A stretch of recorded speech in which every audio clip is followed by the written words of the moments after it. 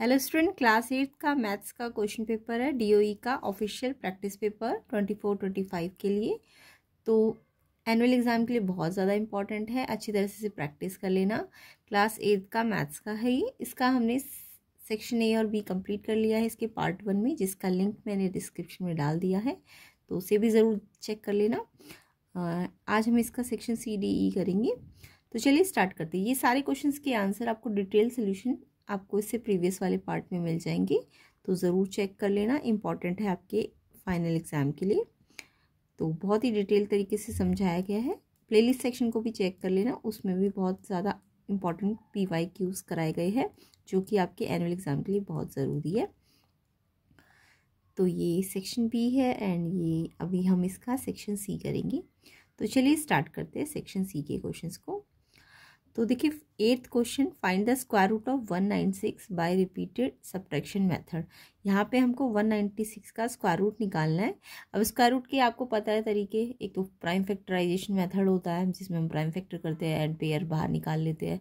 एक इसका long division method होता है, बट सबसे जो सिंपल होता है इसका रिपीटेड सब्ट्रैक्शन मेथड भी होता है एक इसका। तो 196 को हमें स्क्वायर रूट तो निकालना है बट रिपीटेड सब्ट्रैक्शन मेथड से निकालना है। तो देखो कैसे निकालते हैं, इसको ध्यान से देखना कैसे करना है इस क्वेश्चन को।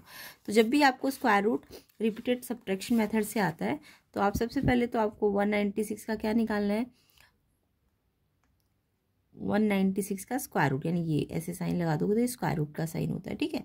अब आपको पता है जब भी आप सब्ट्रैक्शन मेथड यूज़ करोगे रिपीटेड, तो उसमें ना आप क्या करोगे, जितने भी ऑड नंबर्स होते हैं, ऑड नंबर सबको पता है ना कौन कौन से होते हैं ऑड नंबर्स, लाइक 1 हो गया, 3 हो गया, 5 हो गया, 7, कॉन्जिक्यूटिव ऑड नंबर्स को हमें क्या करते जाना है, माइनस करते जाना है। अब जैसे स्टार्टिंग 196 को लिख देंगे और 1 से सबसे पहला ऑड नंबर क्या है 1, तो 1 को इसमें से माइनस करेंगे तो 195 आएगा। फिर नेक्स्ट ऑड नंबर कितना होता है 3, फिर 3 को माइनस करो 195 में से तो 192। फिर नेक्स्ट ऑड नंबर कितना होता है 5, तो जो भी आएगा उसको 5 से माइनस करो, ये आया। फिर नेक्स्ट ऑड नंबर कितना है 7। अब ये हमें करते जाना है, देखो 7 से किया तो फिर ये इसको फिर 9 से करना है, फिर 11 से करना है माइनस, जो भी रिजल्ट आएगा। इसके बाद 11 के बाद नेक्स्ट होता है 13, नेक्स्ट कंजिक्यूटिव ऑड नंबर्स लेने होते हैं, ठीक है। 13 से माइनस करो रिजल्ट को तो 147, फिर 15 से माइनस करो क्योंकि 13 के बाद 15 आता है ना, तो 132 आया। फिर उसका नेक्स्ट कंजिक्यूटिव 15 का क्या होता है 17 ऑड नंबर लेना है, तो ये आया 115।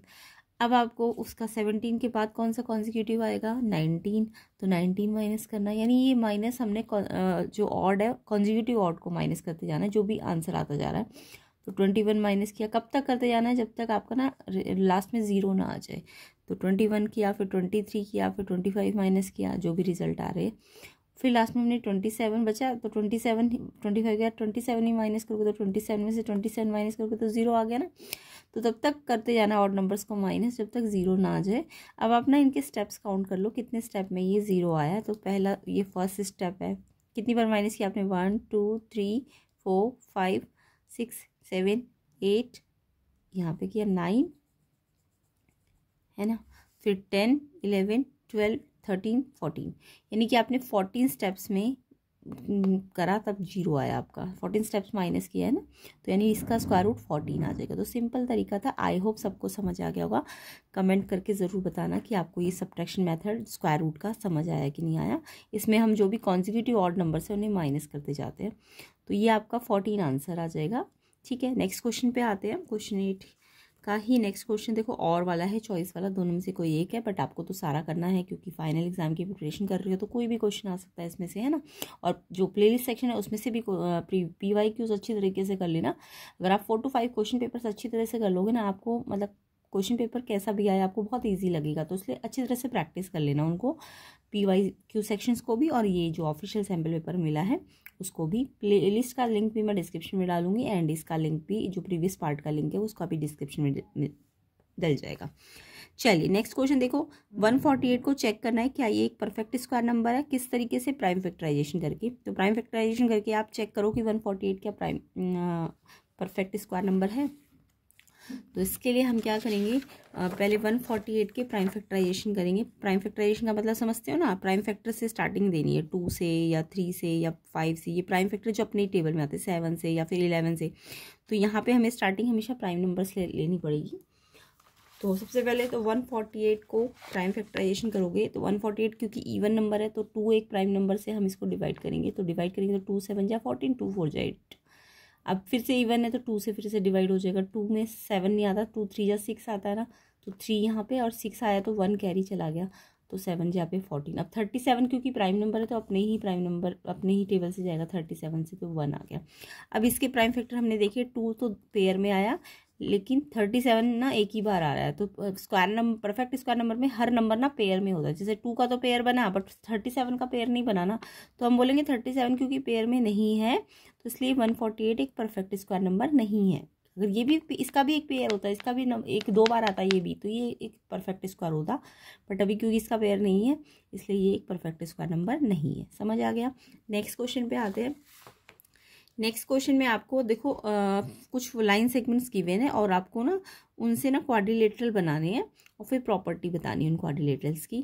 तो देखो 5.5 की 2 लाइन्स है और 8 सेंटीमीटर की 2 लाइन्स है, यानी कि आपको दिख रहा है कि 2 लाइन यहाँ ये 2 लाइन इक्वल है और ये 2 लाइन इक्वल है। तो ऐसे कौन कौन से क्वाड्रिलेटरल बनाए जा सकते हैं जिसमें मतलब 2 लाइन के मतलब पेयर ऑफ लाइन्स इक्वल हो। तो यहाँ पे मैं रेक्टेंगल भी बना सकती हूँ। देखो रेक्टेंगल का मतलब ये वाला साइड इसके इक्वल, यानी ये भी 8 हो जाएगा, ये भी 8 हो जाएगा, और ये वाला साइड और ये वाला साइड 5.5 हो जाएगा। और एंगल 90 बना दूँ, अगर ये सारे एंगल 90 बना दी तो एक रेक्टेंगल बन जाएगा। तो क्वाड्रिलेटरल का नाम क्या है? रेक्टेंगल। और इसमें इसकी प्रॉपर्टी पूछिए तो रेक्टेंगल में क्या प्रॉपर्टी है? इसके अपोजिट साइड से इक्वल होती है, यानी ये वाली साइड इसके इक्वल होती है और ये वाली साइड इसके इक्वल होती है ना, और ईच एंगल 90 होता है। तो ये मैंने 2 प्रॉपर्टी बता दी आपको। या फिर आप इसको एक काइट में भी बना सकते थे, ये 5.5 ये भी 5.5। काइट में ऐसी तो होता है, ये वाला इसके इक्वल होता है और ये वाला इसके इक्वल होता है ना। अब काइट है तो काइट की एक स्पेशल प्रॉपर्टी होती है, इसके जो डायगोनल होते हैं ना, डायगोनल जो होते हैं वो परपेंडिकुलर इंटरसेक्ट करते हैं। डायगोनल ये होते हैं ना अपोजिट वर्टेक्स से मिलाने वाली लाइन, तो ये डायगोनल परपेंडिकुलर होते हैं एक दूसरे को। अगर आपको ये नहीं आता कोई बात नहीं, एक तो रेक्टेंगल बना के दिखा सकते हो, एक पैरेललोग्राम भी बना सकते हो आप। 8 ये अपोजिट साइड इसके इक्वल, ये वाली अपोजिट साइड इसके इक्वल, तो ये पैरेललोग्राम है। इसकी क्या प्रॉपर्टी है? इसके अपोजिट साइड और अपोजिट एंगल्स क्या होते हैं? इक्वल होते हैं। तो इस तरीके से आपको 2 बनाने हैं, मैंने 3 बता दिए। ठीक है, समझ आ गया। तो आपको देखना है कि 2 साइड ये वाली इक्वल है, 2 ये है, तो इससे क्या क्या बनाया जा सकता है? इससे रेक्टेंगल भी बन सकता है और पैरेललोग्राम भी। नेक्स्ट क्वेश्चन देखेंगे, क्वेश्चन नंबर 10। फैक्टराइज करना है 10ab + 4a + 5b + 2। तो जब भी फैक्टराइज में 4 टर्म्स होती है ना, 1 2 3 4 टर्म्स होती है, तो आप 2 टर्म्स को अलग अलग कॉमन लेके सॉल्व करते हो, है ना। तो फैक्टराइज का मतलब ये प्लस में है ना, सारी टर्म्स आपको मल्टीप्लाई में लानी होती है। तो जब भी 4 टर्म्स दिखती है फैक्टराइजेशन में, कितनी टर्म दिखेगी? 1 2 3 4। तो आप क्या करोगे? ये 2 टर्म लो पहले, ये वाली और ये वाली, इसमें से कॉमन ले लो कि देखो 10ab में भी 4a और 10ab में दोनों में क्या है? 10 और 4 में से कॉमन क्या आ जाएगा? 2। और ab यहाँ है और a यहाँ है, तो a कॉमन आ जाएगा, है ना। इन दोनों में से 10 और 4 में से 2 कॉमन आ गया और a में a कॉमन आ गया, b तो नहीं है ना दोनों में। तो अब अंदर देखो क्या बचा। अगर मैंने इन दोनों में से 2a कॉमन लिया है तो इसमें से क्या बचा? देखो 2 में 10 कब आता है? 5 पे ना, तो 2 5 जा 10। a तो कॉमन लिया है तो वो तो कट जाएगा और b एक्स्ट्रा बचेगा क्योंकि यहाँ तो कॉमन नहीं है b। तो 2 5 जा 10 और साथ में b बचा, यानी इसमें से तो आपका 5b बचा। फिर प्लस का साइन। अब 2 में 4 कब आता है? 2 पे आता है और a तो कॉमन है दोनों में, तो ये तो कट गया। तो यहाँ इसमें से क्या बचा? सिर्फ 2 बचा क्योंकि 2a कॉमन है। अब ऐसे इन दोनों में से क्या कॉमन आ सकता है? इन दोनों टर्म में से अलग कॉमन निकालो। यहाँ प्लस का साइन है तो प्लस का लगा दो। 5 और 2 में से तो कुछ भी कॉमन नहीं है, तो 1 कॉमन है, और b भी दोनों में नहीं है, तो सिर्फ 1 कॉमन आ गया। और जब 1 कॉमन आता है तो ये एज इट इज़ आ जाएगा और ये भी एज इट इज़ आ जाएगा, है ना। अब आपको दिख रहा है कि ये देखो ये टर्म इसके साथ मल्टीप्लाई में है और ऐसे ये टर्म इसके साथ मल्टीप्लाई में है, तो ये एक टर्म है और एक ये टर्म है, यानी ये 2 ही टर्म मानी जाएगी अब, ये वाली और ये वाली। अब इस टर्म में और इस टर्म में क्या कॉमन निकल सकता है? ये वाला 5b + 2 5b + 2 दोनों में है, तो 5b + 2 हमने कॉमन ले लिया। और फिर इसमें से अगर इस वाली टर्म में से 5b + 2 कॉमन है तो अंदर इसमें से क्या बचा? सिर्फ 2a एंड प्लस, अब इसमें से 5b + 2 कॉमन है तो अंदर क्या बचा? 1। तो इस तरीके से ये फैक्टराइज हो जाएगा, ये आंसर आ जाएगा। ये देखो अब 2 टर्म जो है ये वाली और ये वाली मल्टीप्लाई में आ गई, यानी प्लस से ये सारी टर्म मल्टीप्लाई में आ चुकी है, इसी को फैक्टराइज कहते हैं। तो एक फैक्टर ये है और एक फैक्टर ये है, तो 2 फैक्टर आ गए आपके, ठीक है। तो ये इस तरीके से फैक्टराइज होगा। जब भी आपको 4 टर्म दिखे, 2 टर्म को अलग कॉमन लेके सॉल्व करो, इन 2 को अलग कॉमन, जो कॉमन आ गया दोनों में वो बाहर और इनमें से जो बचेगा वो अंदर, ठीक है। आई होप सबको समझ आ गया होगा। 10th क्वेश्चन, आगे का क्वेश्चन करते। तो ऐसे ही डिटेल कंसेप्ट और सॉल्यूशंस आपको हर एक वीडियो में मिलेंगे, जिससे आपको बहुत ही आसानी से क्वेश्चन समझ आ जाएंगे। तो प्लेलिस्ट सेक्शन को देखना ना भूले, इंपॉर्टेंट है आपके फाइनल एग्जाम के लिए।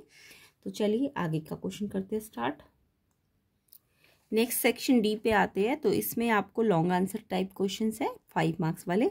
तो जैसे यहाँ पे आपका ये एनसीईआरटी का ही क्वेश्चन है। पेंटागन को हमने ना 2 तरीके से डिवाइड कर दिया। पेंटागन समझते हो, ऐसा पॉलीगन जिसकी 5 साइड हो। पेंटागन क्या है? एक ऐसा पॉलीगन जिसकी 5 साइड होती है। जैसे ये पॉलीगन है ना, ये लाइन सेगमेंट से जो भी बनता है, जो क्लोज फिगर बनती है, उसको क्या कहते हैं हम? पॉलीगन। और ये कितने साइड वाला पॉलीगन है? 1 2 3 4 5, यानी ये पेंटागन है। समझ आ गया। अब ये पेंटागन को ना हमने 2 तरीके से डिवाइड कर दिया। या तो हम इसे ऐसे ऐसे इस पेंटागन को ऐसे करके 2 अलग अलग पार्ट्स में डिवाइड कर दी, या फिर मैं इस पेंटागन को ऐसे डिवाइड कर सकती हूँ, ये एक स्क्वायर और एक ये ट्राइंगल। तो इन दोनों तरीके से मैंने पेंटागन को डिवाइड किया है। उसके बाद मेरे को पेंटागन का एरिया इस तरीके से भी निकालना है और इस तरीके से भी निकालना है, ठीक है। तो चलिए पहले इस वाले तरीके से हम इसका एरिया निकालेंगे, फिर इस वाले मेथड से। तो देखो ये पेंटागन में पहला वाला जो पार्ट है, ये वाला, इससे एरिया कैसे निकलेगा? तो इसमें हमने कैसे डिवाइड किया पेंटागन को? ऐसे लाइन डाल के। अब आपको ये वाला कितना कितना दिया? ये देखो 15 दिया था ना, ये आपको 15 दिया था, ये भी 15 दिया था, ये भी 15 दिया था, और ये पूरा यहाँ से यहाँ तक 30 है। तो अगर ये पूरा 30 है और ये 15 है, तो समझ के इतना हिस्सा जो यहाँ से यहाँ तक है, इस ट्राइंगल की जो हाइट है एक तरह से, यानी ये पूरा आपका 30 है ना, यहाँ से यहाँ तक। तो अगर ये 15 है तो ये 15 यहाँ से यहाँ तक, ये भी 15 ही होगा, है ना, और ये भी 15 होगा, तो ये 30 ही होगा। ये पूरा 30 है तो ये भी 30 ही तो होगा। तो मैंने इसे ऐसे करके डिवाइड कर दिया, ABCDE, पहले इसको पूरा नाम दिया और फिर यहाँ पे भी एक कटा है तो F लगा दिया। अब मेरे को दिख रहा है ये जो पेंटागन है, एक तो इसमें कौन सा, देखो एक तो ये वाला पार्ट आया है ना, ऐसे। अगर मैं इसको सिर्फ इसके आधे पार्ट को देखूं, 2 एरिया में बांट दिया मैंने, फर्स्ट और सेकंड। तो ये जो फर्स्ट वाला पार्ट है, ये आपको क्या दिख रहा है? ये जो फर्स्ट पार्ट है, ये वाला है ना, ये क्या दिख रहा है आपको? ये देखो, ये पैरेलल लाइन है इसके, और ये वाली पैरेलल नहीं है, तो इसे ट्रैपीजियम बोलते हैं। क्या कहते हैं इसे हम? ट्रैपीजियम। जो इसका फर्स्ट पार्ट है, 2 पार्ट में नहीं डिवाइड, तो इसका जो फर्स्ट पार्ट है ये एक ट्रैपीजियम है, क्योंकि ये लाइन इसके पैरेलल है। 90 लगा रखा है इन्होंने, देखो ये 90 है ना, तो ये कॉरस्पॉन्डिंग एंगल इक्वल है, तो यानी ये लाइन्स पैरेलल भी है।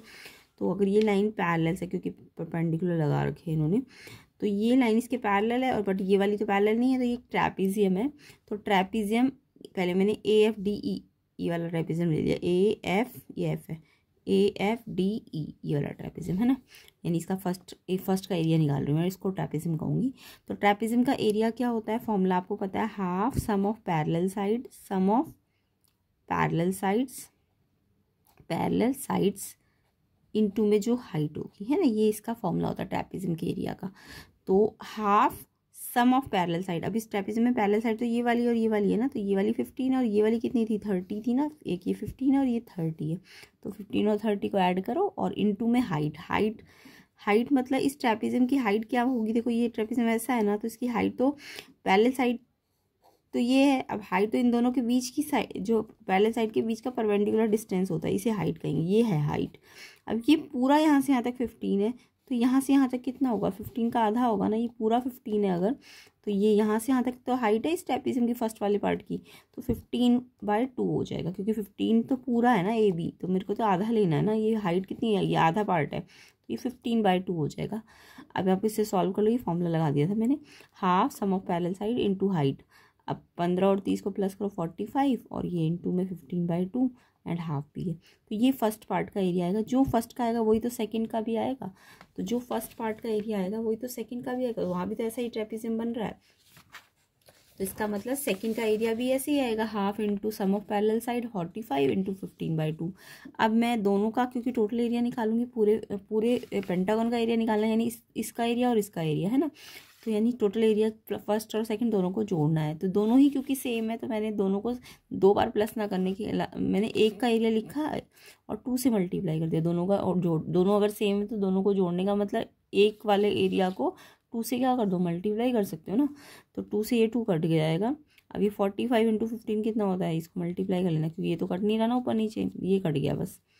2 से मल्टीप्लाई समझ गए, एक का एरिया जो भी है उसको डबल कर दो ताकि दोनों का निकल जाए, क्योंकि दोनों का सेम था। तो ये इससे मल्टीप्लाई किया 675 अपॉन में क्या है 2, तो इतना मीटर स्क्वायर। आप चाहो तो इसे डिवाइड कर लेना, ये आएगा 2 3 जा 6, 2 3 जा 6, 2 7 जा 2 3 जा 6, 2 3 जा 6, 1 कैरी, 2 7 जा 2 5, इतना मीटर स्क्वायर आ जाएगा। ठीक है, अब इसी ट्रेपेजियम को मैं इसी पेंटागन को मैंने ऐसे डिवाइड करा, एक स्क्वायर बन रहा है और एक ट्राइंगल बन रहा है। अब इसका एरिया हम इस तरीके से भी निकालेंगे, यानी इसमें एक फर्स्ट पार्ट वाला स्क्वायर बन रहा है और सेकंड पार्ट वाला ट्राइंगल बन रहा है।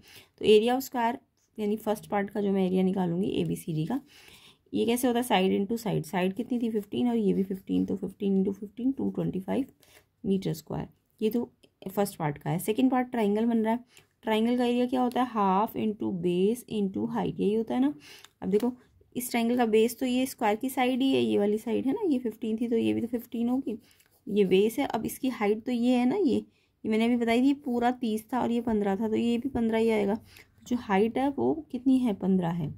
अब 15 मल्टीप्लाई करो 225 अपॉन 2। अब क्योंकि पूरा एरिया निकालना है पेंटागन का, तो दोनों को प्लस करना पड़ेगा, तो 225 प्लस 225/2।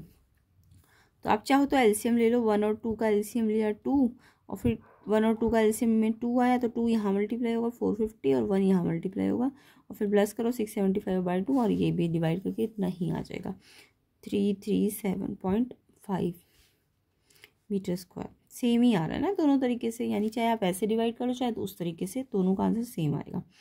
क्लियर हुआ। तो इस तरीके से हमें दोनों तरीके से एरिया निकालना था। नेक्स्ट क्वेश्चन देखो सेक्शन डी का। अनिकेत ने क्या करा, डिपॉजिट किया एक अमाउंट 50,000 का एक बैंक में, और बैंक ने उसे 10% rate of interest compound annually लगाया, यानी रेट ऑफ इंटरेस्ट 10% था और एनुअली कंपाउंडेड था वो। ठीक है, सिंपल इंटरेस्ट नहीं, कंपाउंड इंटरेस्ट है। और पूछा कितना इंटरेस्ट अनिकेत को मिलेगा आफ्टर 1 ईयर, 1 साल के बाद उसे कितना इंटरेस्ट मिलेगा। तो यहाँ पे कंपाउंड इंटरेस्ट के क्वेश्चन तो सबको आते होंगे ना। कितना डिपॉजिट किया है, 50,000। जो डिपॉजिटेड अमाउंट होता है उसको हम प्रिंसिपल कहते हैं। तो प्रिंसिपल आपको 50,000 दिया है, रेट ऑफ इंटरेस्ट जो है वो 10% है, और कंपाउंडेड है, याद रखना कंपाउंडेड है।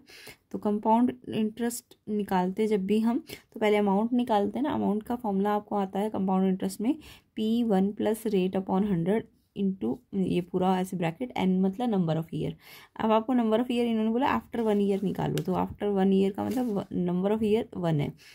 अब ये एनुअली है तो कुछ रेट को आधा या 1/4 करने की ज़रूरत नहीं है, एनुअली में जितना रेट दिया होता है उतना ही रखते हैं, है ना।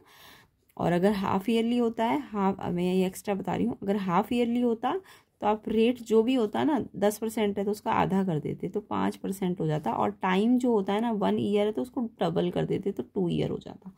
अगर ये हाफ ईयरली वाला क्वेश्चन होता तो रेट 10 का आधा हो जाता यानी 5, और टाइम 1 ईयर की जगह डबल कर देते तो 2 ईयर हो जाता। ठीक है, अगर ये हाफ ईयरली होता, बट एनुअली है तो एनुअली में हमें जैसा दिया है वैसा ही रखना पड़ेगा।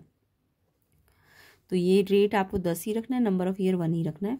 अब इसे सॉल्व कर लो आप। 50,000 तो एज इट इज़ मल्टीप्लाई हो रहा है ये इससे। अब ये देखो इसका एलसीएम लेना तो सबको आता होगा, यहाँ 1 है, 1 और 100 का एलसीएम लिया, कितना आता है 1 और 100 का एलसीएम 100। अब ये 1 और 100 है तो यहाँ पे ये 100 यहाँ जाके मल्टीप्लाई हो जाएगा, और ये 1 यहाँ जाके मल्टीप्लाई हो जाएगा, यानी ये आ जाएगा 110/100, 110/100। ये एलसीएम तो सबको करना आता होगा फ्रैक्शंस वाला। अब 1 पावर आप लिखो या मत लिखो, यानी ये चीज़ एक ही बार है ना।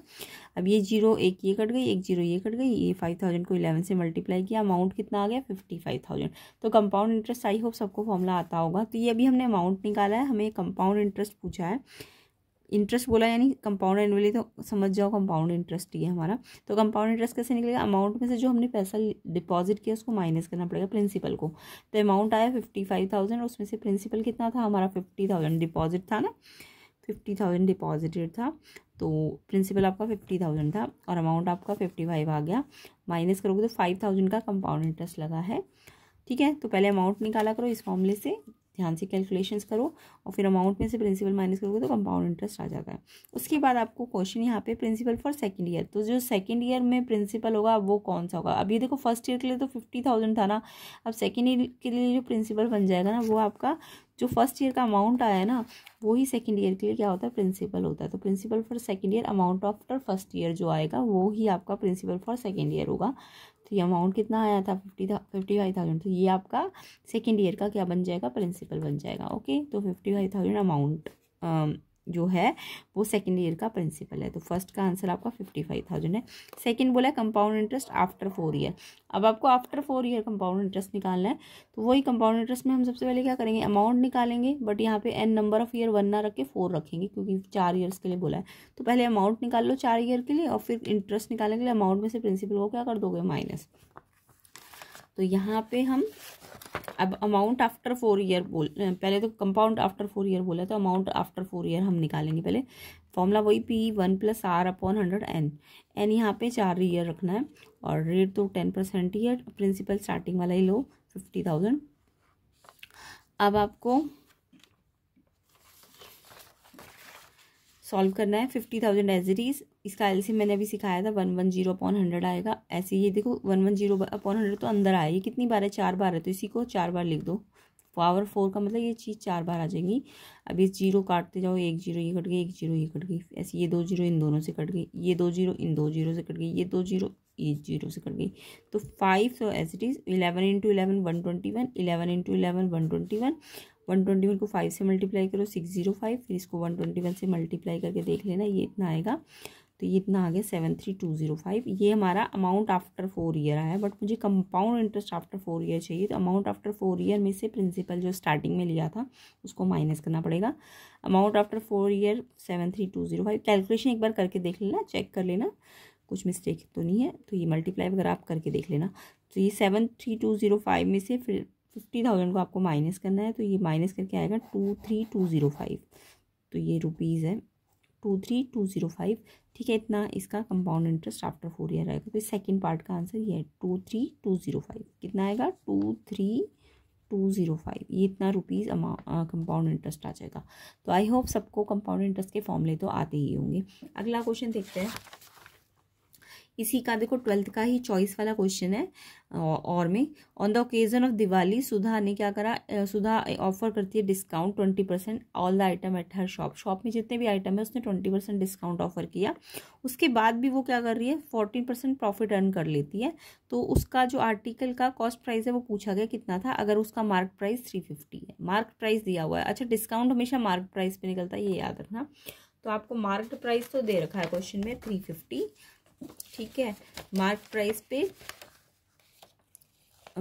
पे ही डिस्काउंट निकाला जाएगा। डिस्काउंट की परसेंटेज है 20%, तो डिस्काउंट का अमाउंट निकालना है तो मार्क प्राइस का 20%, मार्क प्राइस पे 20% निकालो तो डिस्काउंट आ जाएगा। तो यहाँ पे 0 0 कट गई दोनों, तो 35 टू 70 रुपीज़ का डिस्काउंट है। परसेंटेज में 20 था परसेंट, बट अमाउंट निकालोगे तो 350 का 20% निकालोगे ना, क्योंकि डिस्काउंट हमेशा मार्क प्राइस पे निकालना चाहिए। तो 70 रुपीज़ आ गया। अब सेलिंग प्राइस उसको कितने का पड़ा होगा वो आफ्टर डिस्काउंट, तो देखो मार्क उसमें जो स्टिकर लगा था वो 350 का था, बट डिस्काउंट 70 रुपये का था। उसे कितना उसे कितना में खरीदा होगा उसने, सेलिंग प्राइस क्या होगा उसका, तो मार्क प्राइस माइनस डिस्काउंट कर दो तो उसका सेलिंग प्राइस आ जाएगा 280। अब आपको सेलिंग प्राइस मिल गया, आपको कॉस्ट प्राइस पूछा है क्वेश्चन में, प्रॉफिट दिया हुआ है। तो आपको ये फॉर्मूला तो सबको आता होगा, जब भी सेलिंग प्राइस आपके पास हो और कॉस्ट प्राइस आपको निकालना हो और प्रॉफिट या लॉस परसेंटेज गिवन होती है अगर, तो यहाँ पे ये फॉर्मूला सेलिंग प्राइस होता है 100 प्लस प्रॉफिट की जो भी परसेंटेज गिवन होगी आपको अपॉन में 100 इंटू कॉस्ट प्राइस। ये फॉर्मूला आपको याद रखना है। अगर प्रॉफिट है तो प्लस प्रॉफिट परसेंट लिखना है, अगर लॉस होता है तो 100 माइनस लॉस परसेंट लिखते हैं। लॉस परसेंट को ना माइनस करते हैं, याद रखना। नीचे अपॉन में 100 आ जाता, ठीक है। तो यहाँ प्लस की जगह माइनस हो जाता बस। बाकी अब आपको एसपी तो मिल गया ना 280, तो 280 यहाँ रख दिया एसपी के नीचे। 100 प्लस प्रॉफिट परसेंट कितना था 14, प्रॉफिट परसेंट कितना गिवन है आपको, प्रॉफिट परसेंट आपको दिया 14%।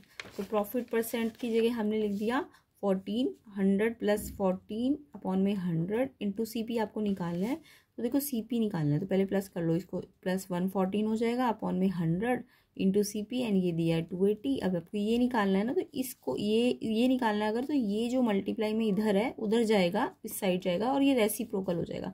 अगर CP निकालना है तो ये तो अपनी जगह पे है, इसको यहाँ जाना पड़ेगा ना, तो ये रेसिप्रोकल होगा, तो ये 280 तो अपनी जगह पे रहेगा, क्योंकि CP निकालना है तो ये इस साइड जा रहा है ना, तो ये यहीं रहेगा और ये यहाँ जा रहा है, तो रेसिप्रोकल कर देना 100 अपॉन ये। अब इसको मल्टीप्लाई कर लो, 28,000 अपॉन में 114, और फिर कुछ कैंसिल होता है तो काट देना, नहीं तो डिवाइड कर देना, तो ये आएगा 245.61। तो इसे कैलकुलेशन पार्ट आप खुद करके देखना, इतना आपका कॉस्ट प्राइस आ जाएगा 245.61 रुपीज़। ओके, तो इस तरीके से आपको याद रखना है, जब भी डिस्काउंट बोले तो MP पे निकालना, फिर selling price MP minus discount होता है। अगर ये डिस्काउंट की जगह टैक्स होता है ना, तो SP आपका मार्क प्राइस में सेल्स टैक्स जो भी होता वो ऐड हो जाता है, ठीक है, सेल्स टैक्स, ये याद रखना। बाकी जब भी आपको SP और CP में इससे कुछ निकालना हो तो आप ये फॉर्मूला ले लिया करो, और प्रॉफिट है तो प्लस करो, लॉस है तो माइनस करना। ओके, नेक्स्ट क्वेश्चन पे आते हैं। तो आई होप सबको ये क्वेश्चन डिटेल में समझ आ रहे होंगे। ऐसे ही वीडियोस को ज़रूर चेक कर लेना, प्लेलिस्ट सेक्शन को लिंक मैंने डिस्क्रिप्शन में भी डाला हुआ है, तो उसका ज़रूर चेक करना, फाइनल एग्जाम के लिए आपका बहुत ज़रूरी है। Next question number 13, the following table shows the distance travel by A car at different time. मतलब यहाँ पे एक टेबल बना हुआ है, यहाँ पे एक कार ने डिस्टेंस किस किस टाइम पे कितना कितना कवर किया वो टेबल है। टाइम दिया है 9 AM, तो डिस्टेंस है 50, 10 AM पे 150 है, 11 AM पे 200 का डिस्टेंस है, 12 नून पे 250 का डिस्टेंस कवर करती है, एंड 1 PM पे वो 275 का। अब इसका आपको ग्राफ बनाना है, तो बहुत ही सिंपल क्वेश्चन है। ग्राफ बनाने के लिए आपको टाइम को एक्स एक्सिस पे ले लो, डिस्टेंस को वाई एक्सिस पे ले लो। तो ये आपको पेंसिल से बनाना है ग्राफ। एक लाइन आप हॉरिजॉन्टल एक्स एक्सिस की बनाओ, एक्स एक्सिस की लाइन यहाँ से ऐसे बनाओ, और ये वाली लाइन आप ग्राफ पेपर में बनाओगे, ये वाई एक्सिस की लाइन होती है। एक्स एक्सिस पे मैंने टाइम ले लिया और वाई एक्सिस पे मैंने डिस्टेंस ले लिया। अब देखो यहाँ पे डिस्टेंस देखो, सबसे छोटा डिस्टेंस 50 है और सबसे बड़ा कितना है 275, 50 फिर 150, 200, 250, 275। तो ये डिस्टेंस अलग अलग दिया हुआ है, तो मैं ना एक सूटेबल स्केल ले लूँगी। 50 से 275 है ना, तो 50-50 का ले लो गैप, तो 50 फिर 100, यहाँ 50 ग्राफ्स पे पेपर में ना मोटी मोटी जो डार्क लाइन होंगी वहाँ पे कट लगाना है। 50 फिर 100 फिर 150, 50-50 का गैप लो, फिर 150 फिर 200 फिर 250 फिर 300। यानी मैंने जो स्केल लिया है ना, स्केल लिया है वो जो मेरा स्केल है ग्राफ के लिए 1 सेंटीमीटर 50 किलोमीटर के बराबर है। डिस्टेंस है ना इस साइड, तो 1 सेंटीमीटर स्केल जो है वो 50 किलोमीटर को शो कर रहा है। 50-50 का गैप लिया है ना मैंने, तो यहाँ पे, और टाइमिंग 9, 10, 11, 12, 1 PM है ना, तो ये आपको गिवन था। तो ये मैंने इस तरीके से ग्राफ, तो आई होप सबको बनाना आता होगा। अब आप डॉट लगाओ, 9 PM के आगे कितने का डॉट है, 9 पे डिस्टेंस कितना है 50, तो ये जो 9 का टाइमिंग है वो उस पे डॉट कितने का लगेगा 50 का। तो 9 के सामने और 50 यहाँ पे है, 9 और 50 कहाँ पे एक साथ आ रहे हैं, 9 यहाँ पे आ रहा है 50 यहाँ पे, तो यहाँ पे डॉट लगा देना, ग्राफ पेपर में करना है। फिर 10 पे कितना है, 10 पे आपका 150, तो 10 पे आपका 150 का ये रहा ना, तो 150 को इतना इतना इतना ऐसे अपना स्केल लगा लिया करना 150, और ये यहाँ से ऐसे ऐसे जाएगा तो यहाँ पे डॉट लग जाएगा। फिर ऐसे 11 पे देखो कितना है, 11 पे 200 है, तो 11 पे 200 पे अपना स्केल रखना है ऐसे करके, और 200 पे 11 के आगे 11 ये रहा, तो यहाँ डॉट लग जाएगा, ठीक है। उसके बाद आपको 12 पे 250 है, 12 पे कितना है 250, 250 कहाँ पे आएगा 200 के ऊपर है ना, 250 कैसे स्केल पे रखना है, यूँ करके स्केल से ये, और यहाँ से इसके सामने आना चाहिए, तो ये आपका आ जाएगा यहाँ पे डॉट, है ना। उसके बाद आपका 1 PM पे 275 है, 1 PM पे 275। अब देखो 250 और 300 के बीच में तो 275 आएगा ना, उसका 50, अब इनका गैप 50 है और 275 मतलब 25 ज़्यादा है 250 से, तो यानी इनके बीच में होगा ये 250 और, तो यहाँ पे ऐसे बीच में कट लगा के 275 भी लिख देना आप, 275। तो ये 275 पे स्केल को रखना आपने, ऐसे ऐसे स्केल को देखना, और ये यहाँ से यहाँ पे आना चाहिए डॉट। तो आई होप ग्राफ्स बनाने आते होंगे आपको। अब इन सारे डॉट्स को ना स्केल की हेल्प से, स्केल की मैं डायरेक्ट कर रही हूँ, आपको स्केल की हेल्प से जोड़ देना ये सारे डॉट्स, तो इस तरीके से ये आपका ग्राफ बन जाएगा। ओके, तो इन सिंपल सा है, करके बताना आपका बन गया कि नहीं। स्केल से डॉटों को जोड़ना है आपको।